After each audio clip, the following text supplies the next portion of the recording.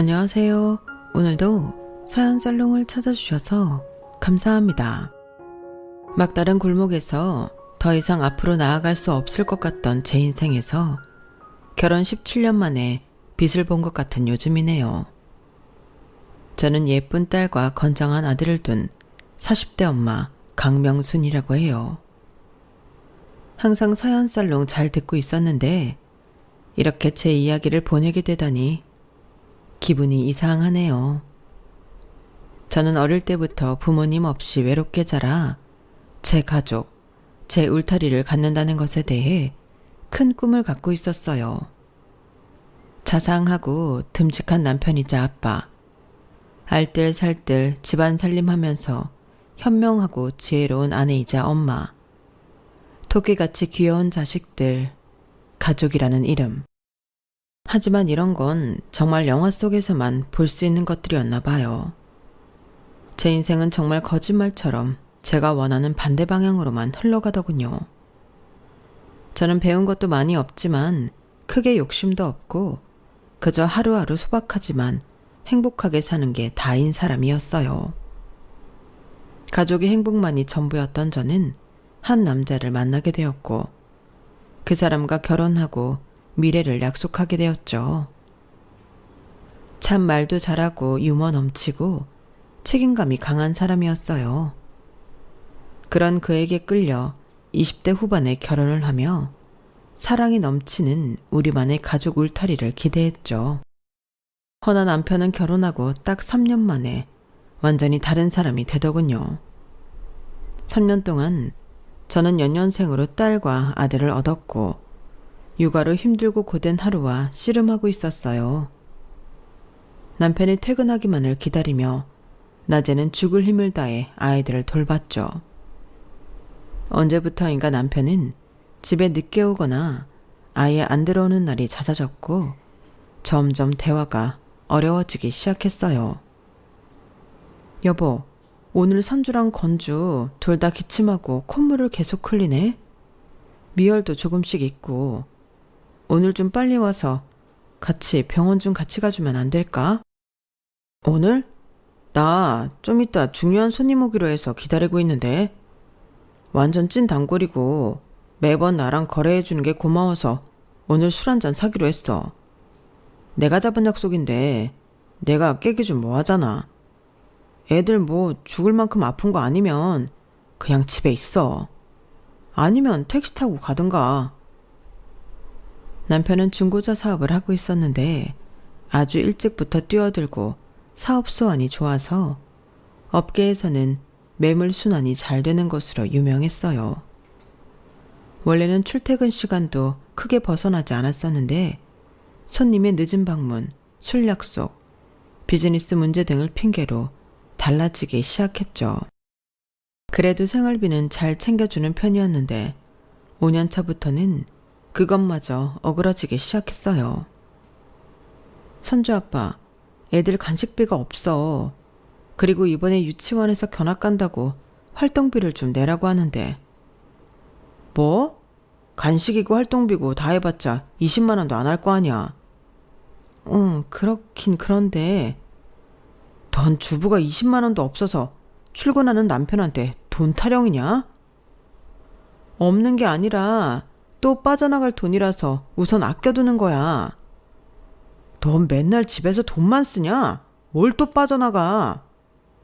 집안 공과금, 당신이 생활비를 한꺼번에 안 주니까 이렇게 조금씩 내가 달라고 하잖아. 내가 무슨 돈 뽑는 ATM 기계야? 맨날 나한테 야금야금 달래. 그럼 내가 돈을 어디서 구해? 집에서 애 보는 사람한테 무슨 돈이 하늘에서 떨어져? 뭘 잘했다고 목소리를 높여? 다른 집 여자들 좀 봐라. 큰 돈 아니어도 주식이고 소액 투자고 해서 남편 용돈도 안겨준다는데 너는 참. 지금 20만 원도 당신한테 달라고 구걸하는데 무슨 주식이야. 나 여태껏 돈 허튼 데 쓴 적 한 번도 없어.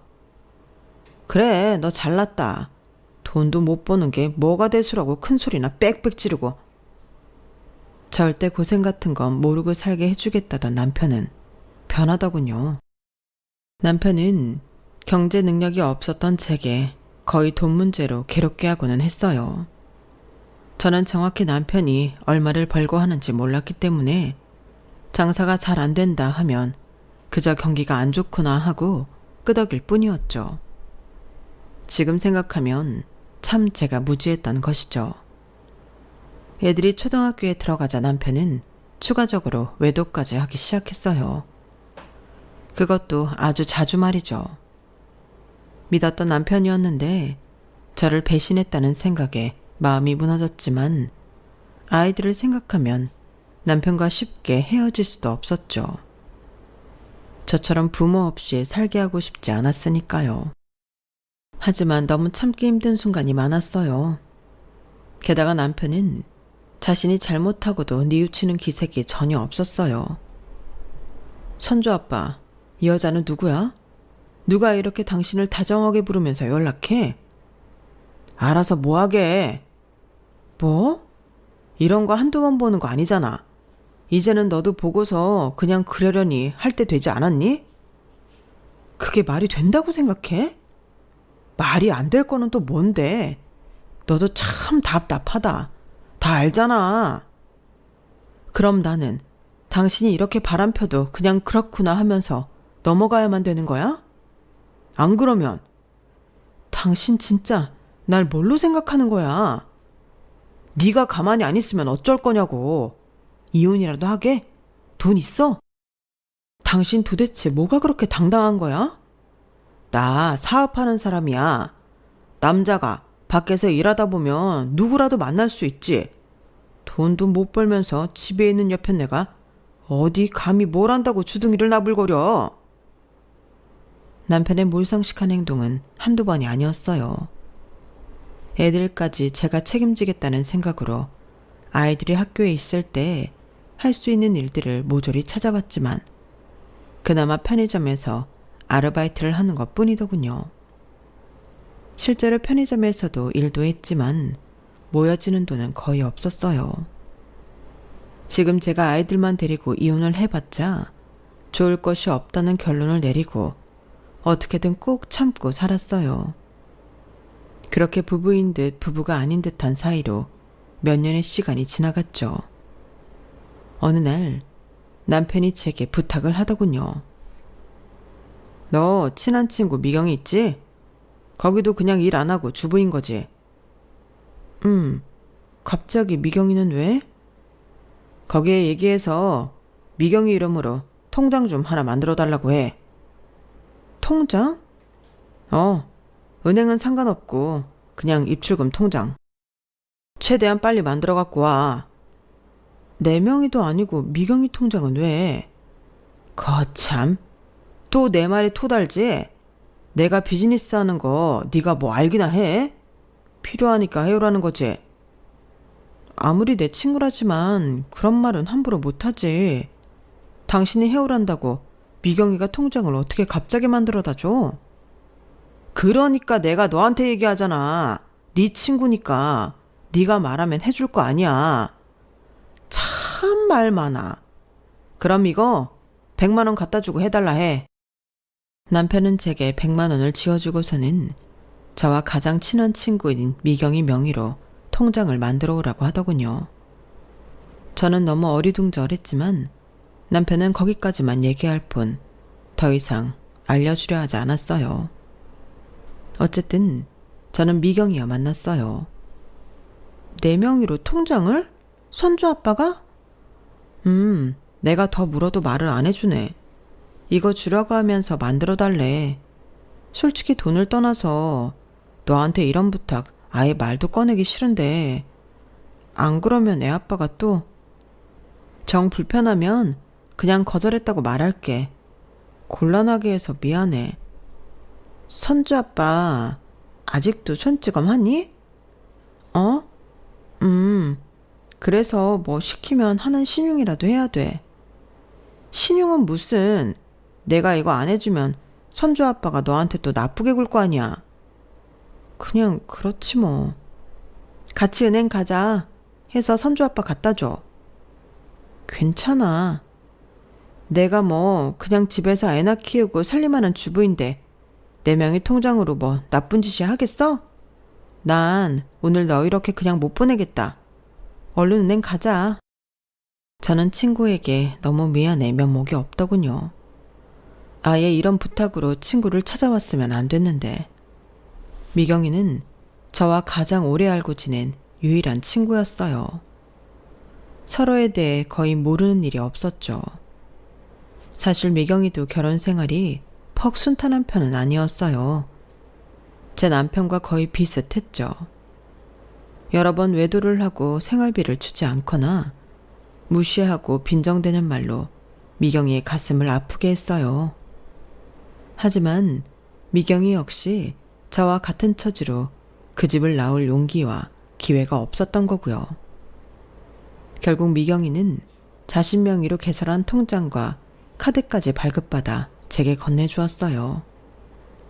그걸 받으면서도 어찌나 죄스럽던지 저는 결국 눈물을 뚝뚝 떨구고는 말았죠. 미경아, 우리는 언제까지 이렇게 살아야 하지? 괜찮아, 명수가. 나한테 너무 미안해하지 마. 그리고 우리 다 잘 될 거야. 힘들지만 조금만 더 버티자. 좋은 날이 오겠지. 속상한 마음을 추스리고 집에 돌아가 남편에게 통장과 카드를 건넸어요. 남편은 고맙다는 말은커녕 제게 경고하듯이 말하더군요. 미경이한테 100만 원 줬지? 그거 받았으니까 이 통장에 대해서는 그냥 평생 잊어버리라고 해. 원래 없었던 것처럼. 나쁜 일 하는 거 아니고 비즈니스상 필요해서 사용하는 거니까 전혀 걱정하지 않아도 된다고. 알았지? 남편에게 통장의 용도를 재차 물어도 도무지 알려주지를 않더군요. 그 일 이후로 몇 년 동안 통장에 대해서 별 탈 없이 시간이 지났어요. 미경이도 저도 통장과 카드를 만들어서 남편에게 준 것도 까먹었으니까요. 아이들은 이제 나란히 중학교 공부를 시작했고 다행히 착하고 바르게 자라주었어요. 중3이 된 첫째 선주는 제가 돈이 없어 과외도 시켜준 적 없는데 항상 전교 1등을 놓치지 않았어요. 바로 밑에 아들인 건주는 중학생인데도 벌써 키가 180cm나 돼서 같이 다니면 언제나 든든했어요. 운동도 잘하고 활발한 편이라 예체능 쪽으로 진로를 정하고 싶어 하더군요. 이렇게 부족한 저와 남편 밑에서 자란 아이들이라고 믿기 힘들 만큼 잘 커주었어요. 남편과 항상 소원한 사이여도 아이들과 있으면 행복하고 미소가 절로 지어졌죠. 제게도 너무 따뜻한 천사 같은 아이들이었어요. 문제는 어릴 때부터 남편이 제게 상처 주는 것을 너무 많이 봐왔기 때문에 둘 다 아빠에 대한 반감이 적지 않았어요. 둘 다 중학생이 되면서부터 제게 이혼을 권하더군요. 엄마, 아빠랑 이혼해. 살지 마. 우리 때문에 어쩔 수 없이 같이 사는 거야? 우리도 저런 아빠 필요 없어. 같이 밥을 먹어본 적이 있나? 대화를 한 적이 있나? 이 정도면 그냥 남이야. 우리는 엄마만 있으면 되니까 아빠랑 헤어져. 그래도 아빠가 너희한테 최소한의 것들은 해주고 있잖아. 엄마 혼자 너희 감당 못했어. 이 엄마가 재주도 없고 능력도 없어서 너희 둘을 홀로 감당할 수가 없었어. 엄마가 뭐 어때서? 아빠가 맨날 엄마한테 쓸모없고 아무것도 할 줄 모른다고 하는 거 다 막말이야. 엄마가 왜 쓸모없는 존재야? 엄마 자존감을 그렇게 갉아먹는 아빠 옆에 더 이상 있을 필요가 없어. 그만 이혼하고 새롭게 출발해도 돼. 그래도 우리 선주랑 건주가 있잖아. 엄마를 이렇게나 많이 생각해줘서 고마워. 나는 무조건 돈 많이 벌어서 엄마한테 효도할 거야. 아빠가 못해준 것까지 다 해줄 거야. 저는 또 그렇게 눈시울을 붉혔어요.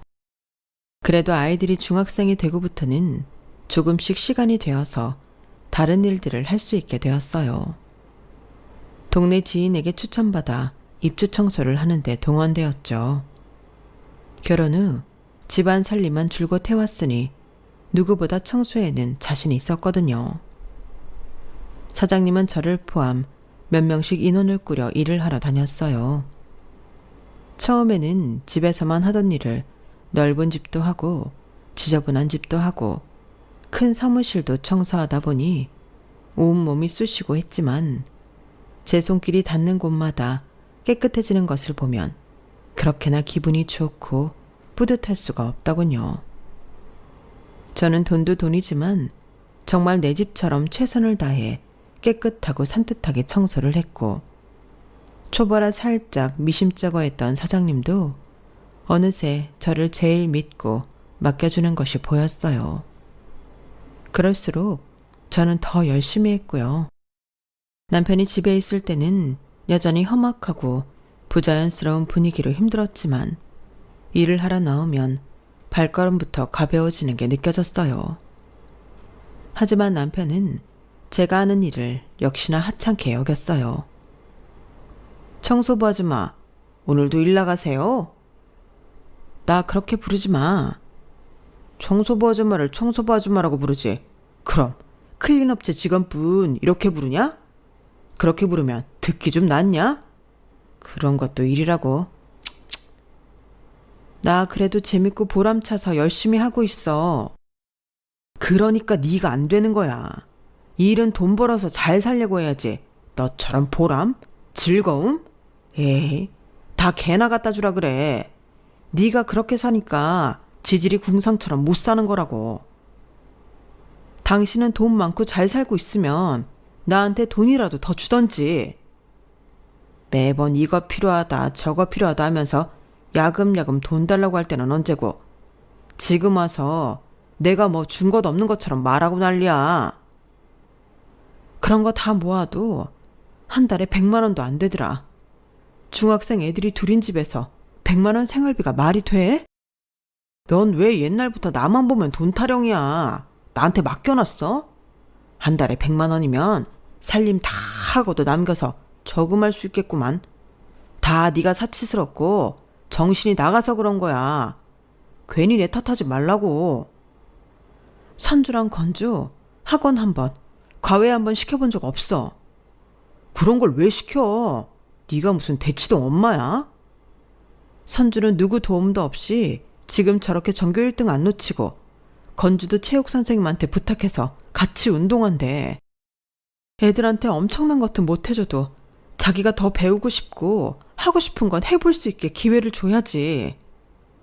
그 기회 네가 더 빡세게 청소해서 갖다 주세요. 네. 전 이만 바빠서 나갑니다. 청소부 아줌마님. 예전부터 그래왔지만 남편은 여전히 애들의 교육, 성장, 인간관계에는 전혀 관심도 없고 대화조차 하려고 하지 않았어요. 아마 아이들이 몇 학년이고 무엇을 가장 좋아하는지도 모르고 있을 거예요. 그나마 제가 청소일을 하면서부터 조금씩 여윳돈이 되어 아이들이 하고 싶다는 것, 먹고 싶다는 것을 해줄 수 있게 되었어요. 많이 해주는 것도 아닌데 아이들은 그것조차 제게 고마워했죠. 저는 그런 아이들을 보며 오히려 미안한 마음만 들 뿐이었고요. 남편은 그때까지도 제가 필요하다고 할 때마다 아주 소액으로 돈을 주고 있었고 이 버릇처럼 경기가 안 좋다, 장사가 잘 안 된다 라는 말만 하고 다녔어요. 저는 그래서 한꺼번에 돈을 주기 힘든 건가 하고 말았고요. 남편은 자신의 중고차 매장에 제가 오는 것을 매우 싫어했어요.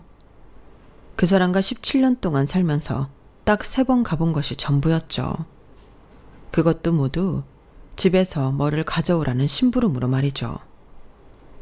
남편은 매장에 아마도 만나고 있는 여자를 직원으로 앉힌 듯 했어요. 집에서도 통화하는 것을 들어보면 업무 이야기를 하는 직원인 것 같다가도 세상 다정한 말들이 오가더군요.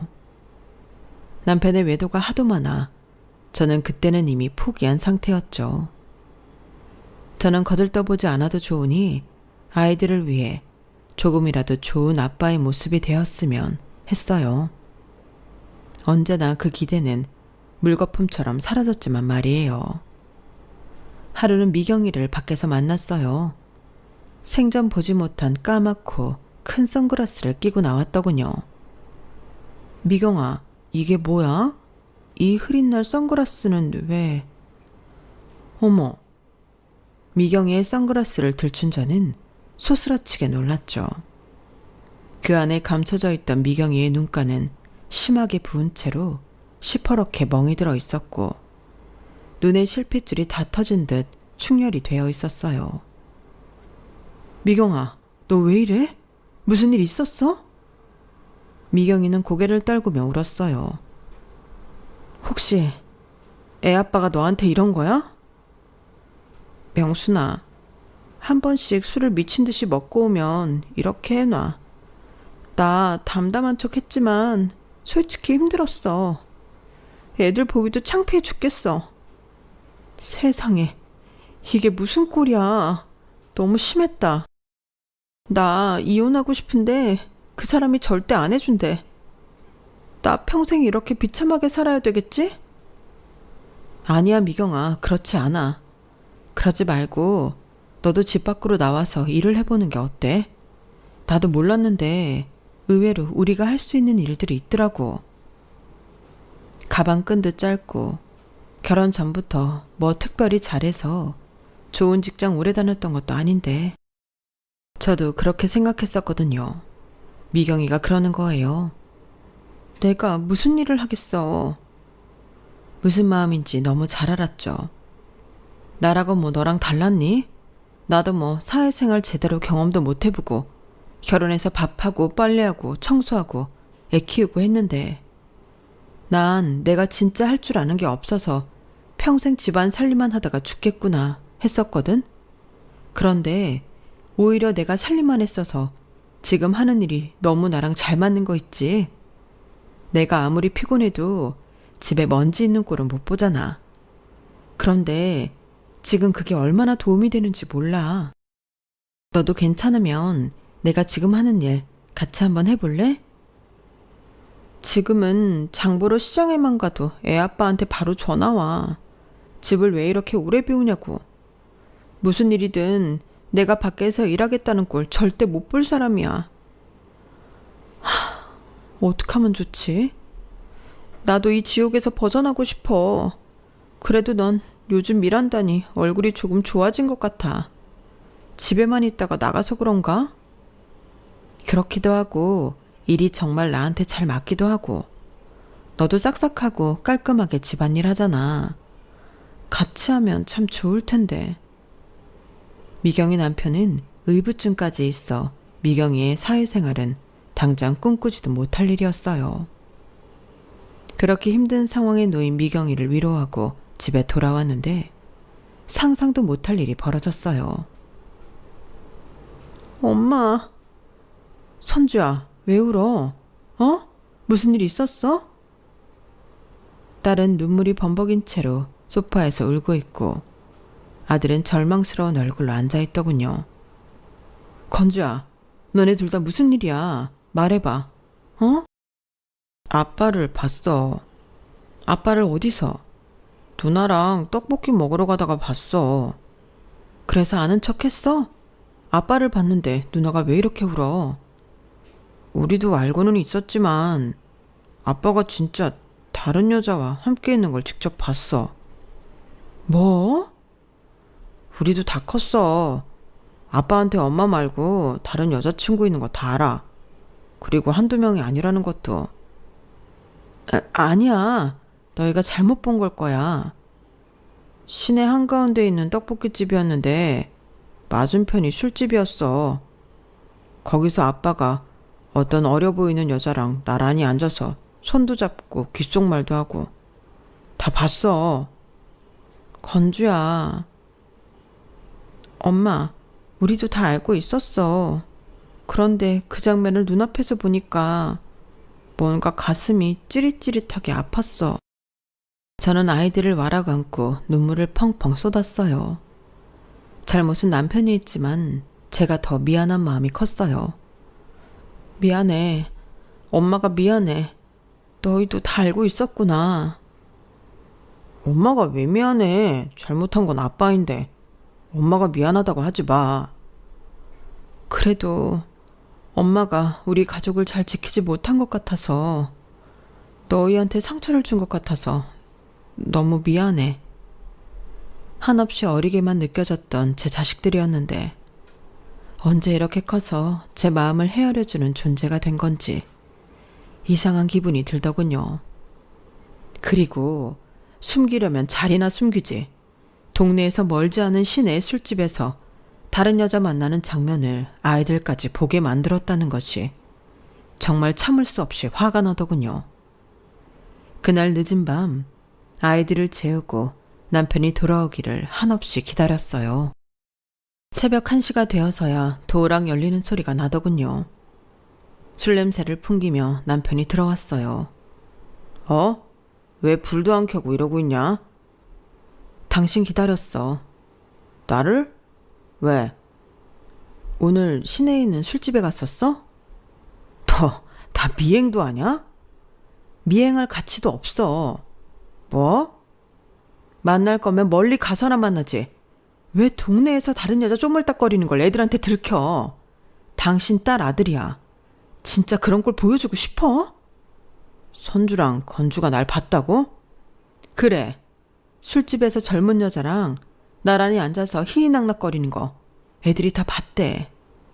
당신 아빠 맞아? 아빠라는 사람이 어떻게 애들한테 이런 모습을 보여? 뭐 몰랐던 것도 아니면서 유난이야, 유난은.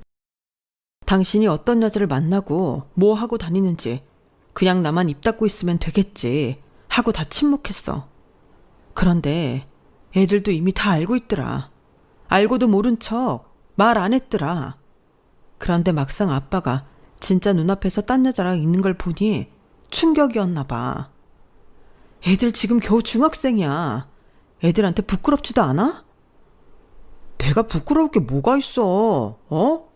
돈 벌어다 지네 먹이고 입히고 가르치고 하는데 나는 뭐 땅 파서 돈 갖고 와? 밖에서 다 그렇게 비즈니스 하면서 어렵게 돈 벌어서 갖고 오는 거지. 그런데 뭐? 딴 여자랑 있는 걸 봤다고 이 난리야? 지금 그걸 말이라고 해? 이 집 구석에서 다 내 돈 가져다 지지고 볶고 살면서 이것들이 감히 나보고 어쩌고 저째? 남편은 술 기운에 더 쉽게 흥분을 한 것 같았어요. 한동안 뜸했는데 갑자기 또 손이 올라갔고 저를 치려고 하더군요. 그때였어요. 아빠! 지금 뭐 하는 거야? 또 엄마 때리려고? 내가 지금 당장 경찰에 신고할 거야. 방에서 나온 애들이 남편에게 새빨개진 눈을 부라리며 대들기 시작했어요. 뭐? 경찰? 이것들이 아주 쌍으로 신났네. 네가 무슨 자격으로 경찰을 부른다고 나한테 소리 질러. 이것들 키워놨더니 이제 와서 하는 소리가 뭐? 경찰? 참나. 남편은 제 앞을 가로막은 딸에게도 스스럼 없이 손을 올리더군요. 그때 남편의 팔을 꽉 움켜쥐며 막아준 것은 바로 아들 건주였어요. 그만하세요. 다 아빠가 잘못했잖아요. 뭐야? 이건주, 너 지금 내 손 잡았어? 내가 뭘 잘못했는데? 남편보다 키가 훨씬 크고 다부진 몸의 아들이 남편의 팔을 놓지 않으며 더 위협적으로 대했어요. 그만하시라고요. 엄마랑 누나가 뭘 잘못했다고 이래요? 아빠는 양심도 없어요? 저를 비롯해 딸과 아들까지 남편과 대립각을 세우자 남편은 더 눈에 불을 켜고 죽자 살자 덤비기 시작하더군요. 하지만 남편은 이제 아들 앞에서 힘조차 겨룰 수 없는 중년 남자에 불과하더군요. 아들에게 양쪽 팔을 다 붙들린 남편이 당황하기 시작했어요. 이거 안 놔? 이 시끼가? 놓으라고. 아빠가 엄마랑 누나 때리는 순간 저도 제가 어떻게 할지 몰라요. 그러니까 적당히 해요. 씩씩거리는 남편을 제어하는 아들의 모습을 보고 있자니 기분이 묘하게 통쾌하기까지 하더군요. 최소한 아빠라고 불러줄 때 알아서 그만둬요. 이거 지나면 진짜 남남처럼 살 테니까 우선 체력적으로나 기싸움으로나 한참 밀린 남편은 잠시 꼬리를 내리더군요. 니네 아주 작정하고 나를 이렇게 업신여기는구나. 집안 꼴 좋다. 할 말이 없어진 남편은 다시 밖으로 나가버렸고 집안에 남겨진 저희 셋 사이로 쎄한 공기만 맴돌았어요. 아이들을 다독여 다시 재웠지만 정작 저는 밤을 꼴딱 새고 말았어요. 이제는 정말 참을 수 없는 지경이 되고 만 거죠. 저한테야 무슨 일이 일어나든 100번이고 1000번이고 참겠지만 아이들이 직접 남편의 외도를 목격한 이상 끝장을 내야겠다고 결심한 거예요. 남편은 며칠 동안 집에 들어오지 않거나 모두가 없는 낮 시간대에 와서 필요한 것들을 챙겨 나가는 것 같았어요. 남편이 더욱 괘씸해졌어요. 며칠 동안 어떻게 끝을 내야 하나 고민에 고민을 거듭했어요. 그러다 갑자기 아주 옛날 남편이 미경이한테 만들어서 받아오라던 통장과 카드가 불현듯 떠올랐어요. 저는 당장 미경이에게 연락을 취했죠. 미경아, 너 기억나지? 예전에 네 명의로 통장이랑 카드 발급받아서 이기호한테 갖다 준 거. 얼마나 오래되었는지 미경이는 기억조차 잘하지 못하더군요. 저는 그렇게 미경이를 앞세워 은행으로 무작정 향했어요. 미경이를 시켜 전에 있던 통장과 카드에 대해서 분신 신고를 하고 새로 발급받도록 했어요. 저는 통장을 열어본 순간 정말 경악을 금할 수가 없었어요. 1, 10, 100, 1000만, 10만, 100만, 1000만, 억, 10억? 통장에는 믿을 수 없는 숫자에 돈이 찍혀 있었어요. 24억이 조금 못 되는 액수였죠. 미경이와 저는 서로를 번갈아 보며 이게 무슨 일인지 파악하려고 노력했어요. 제게는 매일 돈 없다며 저와 아이들을 돈 뜯어가는 벌레 보듯 대했는데 이 통장에 있는 어마무시한 액수를 보는 순간 기가 막히고 어이가 없더군요. 선주 아빠가 그럼 이렇게 돈이 많은 사람이었던 거야? 생활비도 네가 달라고 구걸해야 그나마 조금씩 줬다면서 이렇게 돈 많은데 왜 그랬지? 나도 지금 너무 이해가 안 가. 나야 그렇다 쳐도 자기 핏줄이고 자기 자식인데 말이야. 그렇게까지 박하게 굴었던 이유가 정말 궁금하네. 미경이야 머리를 맞대고 한참을 생각하다 남편의 돈이 어디에서 왔는지 대충 알 수 있는 동영상을 보게 되었어요. 명순아, 이것 좀 봐. 유튜브에 중고차 관련해서 계속 검색해보니까 이런 게 나오네. 혹시 선주 아빠도 이런 거 아니니? 한 유튜브에서 얼굴을 가린 채 한국에 만연해 있는 불법적인 탈세 및 자금 흐름에 대해 적나라하게 파헤친 유튜버가 있더군요. 이 통장에 돈을 보낸 이들의 이름과 각기 다른 금액을 펼쳐보면서 그 사람이 한 말들이 맞아떨어지기 시작했어요. 이교 진짜 끝까지 갔구나. 애들한테 외도 들킨 것도 모자라서 이렇게 더러운 짓을 해왔던 거야? 알고 보니 남편은 합법적인 중고차 딜러가 아니었어요. 고액의 납세 의무를 피하기 위해 차를 팔면 본인의 통장으로 일정 부분을 송금받고 나머지는 다 이 통장으로 돈을 받고 있었던 것이죠. 그게 몇 년에 걸쳐 누적되다 보니 수십억이 되었던 것이고요. 중간중간 출금한 기록들도 많았는데 그런 것까지 다 하면 최소 50억 이상은 되었을 것 같았어요. 혹시 세금 조사 같은 게 나와도 가족이 아닌 내 통장까지 들춰볼 일은 없으니까 나한테 이걸 만들어 달라고 했던 거구나. 이제야 뭔가 딱딱 들어맞네. 맞아. 몇 년 전에 세금 납부 조사 나왔다며 내 폐기한 옛날 통장까지 가져가서 보여준 적 있었거든.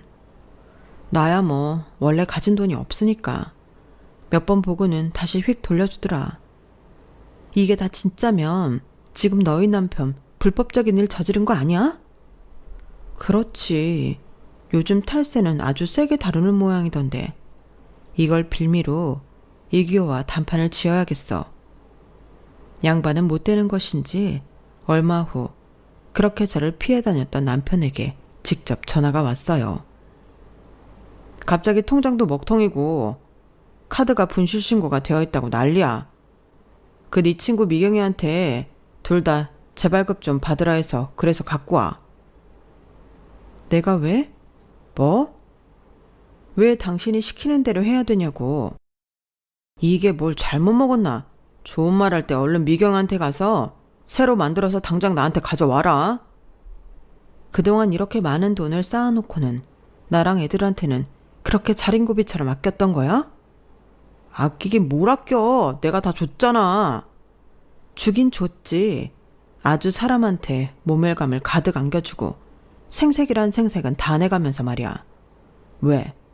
너무 더럽게 번 돈이라 오히려 우리가 떼탈까봐 걱정돼서 안 줬던 것인가? 너무 우리를 생각하는 마음에? 비아냥거리지 말고 빨리 가라. 가서 미경이 만나서 통장이랑 카드 재발급 받아오라고. 당신 말대로 재발급 받을 수 있지. 그런데 난 그걸 들고 경찰서로 갈 생각이야. 뭐? 나 미쳤어? 아무것도 모르면서 경찰서를 가? 그동안 그렇게 바보같이 살았는데 안 미치면 이상하지. 하긴 돈도 없는데 계속 바람 피고 옷 사입고 럭셔리하게 꾸미고 다니는 게 이상하기는 했지.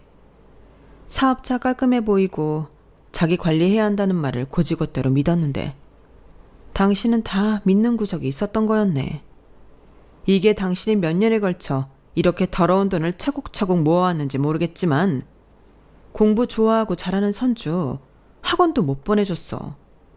운동이란 운동은 다 해보고 싶어 했던 건주는 좋은 신발 한 번 못 사줬다고. 당신이 아빠야? 아니, 당신이 사람이야? 돈을 합법적으로 벌든 불법적으로 벌든 내가 왜 애들한테 그렇게까지 해서 돈을 줘야 하는데? 너 인간 맞아? 네가 만나고 다니는 그 더러운 여자들한테는 가방이며 반지며 비싼 것들 다 사다 바쳤을 거 아냐. 그런데 네 자식한테 뭐? 왜 돈을 써야 하냐고? 그동안 참고 너 같은 인간이랑 살았던 내가 너무 한심하다. 진작 이혼했어야 하는데. 이혼? 너 돈 있어? 아, 그 청소일에서 돈 좀 들어오기 시작한다고 이렇게 자신만만하냐? 웃기고 자빠졌네. 주제 파악 좀 해. 이혼을 운운할 수 있는 건 네가 아니라 나야. 알겠어? 좋은 말 할 때 통장이랑 카드 빨리 갖고 오라고. 끝까지 나를 아주 무시하고 밟으려고 하는구나. 생각해보면 너도 완전 바보였네. 미경이 명의 빌려서 통장이랑 카드 만들어달라고 할 때 이런 결말 예상 못했어? 혹시라도 무슨 일 생기면 당연히 본인이 은행 가서 처리해야 되는 건데 우리가 순순히 네 말을 들을 것 같았어? 도대체 나나 미경이를 얼마나 등신으로 알고 그랬던 거야? 너나 걔나 머리 맞대고 하는 일들이 뭐 아주 우습던데. 지금도 너네 이거 갖고 나한테 불법이니 뭐니 하는 것 같은데 내가 너보다 한 수 위야 강명순. 넌 뭘 어떻게 해도 나한테는 안 돼. 너는 주제 파악을 못하는 게 제일 문제야. 남편은 끝까지 저를 벌레보다 못한 하찮은 존재로 취급을 하더군요. 저는 뒤도 안 돌아보고 증거를 가지고 곧장 경찰서로 향했어요. 만약 남편이 제게 조금이라도 준 돈이 이렇게 더럽게 벌어서 주었던 것이라면 평생에 걸쳐 갚아야 한데도 이 사람을 탈세 혐의로 꼭 처벌받게 하고 싶다는 의지를 강력하게 표현했어요.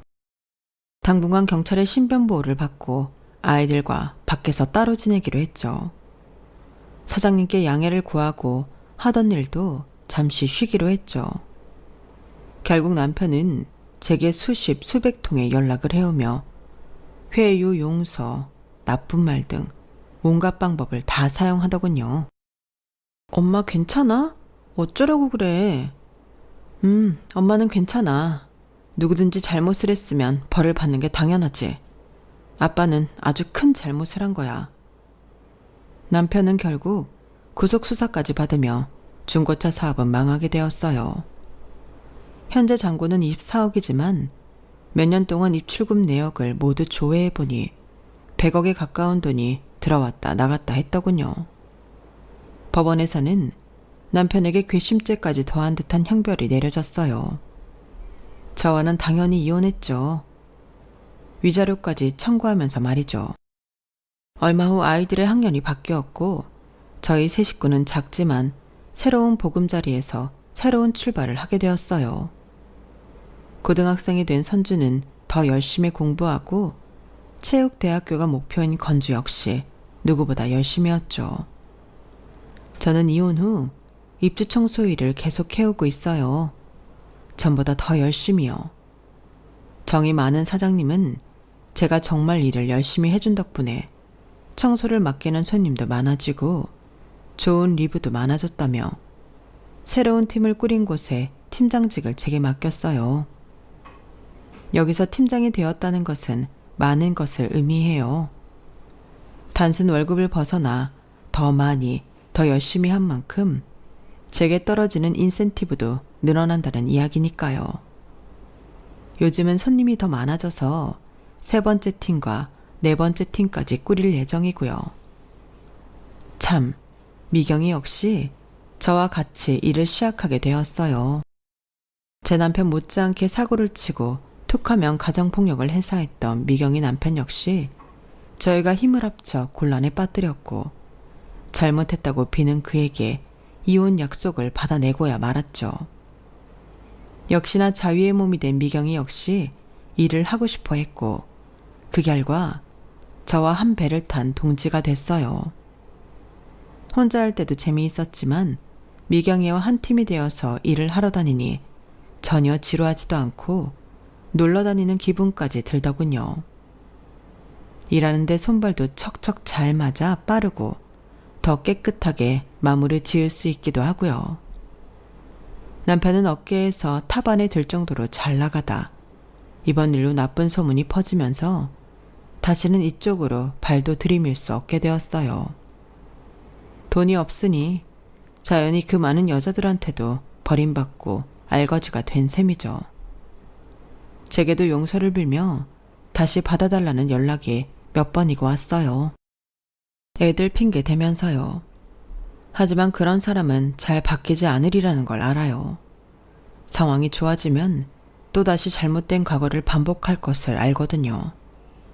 그리고 무엇보다 우리 두 아이들이 아빠를 원치 않아요. 아빠, 아니, 아빠도 아니야. 난 정말 우리끼리 사는 게 소원이었어. 그래도 한 집안의 가장이었는데 아빠가 저렇게 고생만 하면서 떠돌다가 죽으면 어떡해. 그때 되면 엄마나 우리한테 못했던 일들 더 많이 후회하면서 죽겠지. 아이들은 아주 단호하더군요. 아이들의 생각도 반영해 그에게 걸려오는 모든 번호를 차단하고 여전히 신변 보호 요청을 유지하고 있어요. 용기도 없고 세상이 두려워 오히려 그 자리에 앉아서 신세 한탄만 했던 제 과거 모습이 문득문득 떠올라요. 참 어리석고 바보 같았죠. 저의 어리석음으로 더 쉽고 빠르게 잘라낼 수 있었던 꼬리를 아이들에게 상처를 모두 준 후에야 자르게 되어서 저 역시 스스로 많이 반성하고 자책하고 있어요. 하지만 이런 저를 되려 위로해주는 게 또 아이들이기도 하더군요. 엄마는 잘못한 거 없어. 그냥 가족이라는 울타리를 끝까지 지켜내고 싶었던 것 뿐이야. 결과가 어찌됐든 엄마는 최선을 다했고 우리도 엄마의 그 노력을 다 알아. 이제 우리 세 식구 행복하게 살 날만 남았어. 어느 날 갑작스레 받은 딸의 손편지에 울컥하며 울고 말았어요. 그래, 과거에는 어리석었지만 이제는 현명하고 지혜롭게 살면 돼. 못할 건 없어. 요즘에 저는 정말 죽어도 여한이 없는 마음이에요. 즐겁게 일도 하고 제가 노력한 만큼 금전적 성과도 보답받고 있고 아이들 역시 밝고 건강하게 자라주고 있으니 더 바랄 게 없어요. 이보다 더 좋은 날들이 있을까 싶을 만큼 행복하네요. 듣고 계신 여러분들도 열심히 행복하자고요. 충분히 행복할 자격이 있답니다. 제 사연 들어주셔서 감사합니다. 여러분, 사연 댓글에 응원과 현명한 조언 부탁드려요.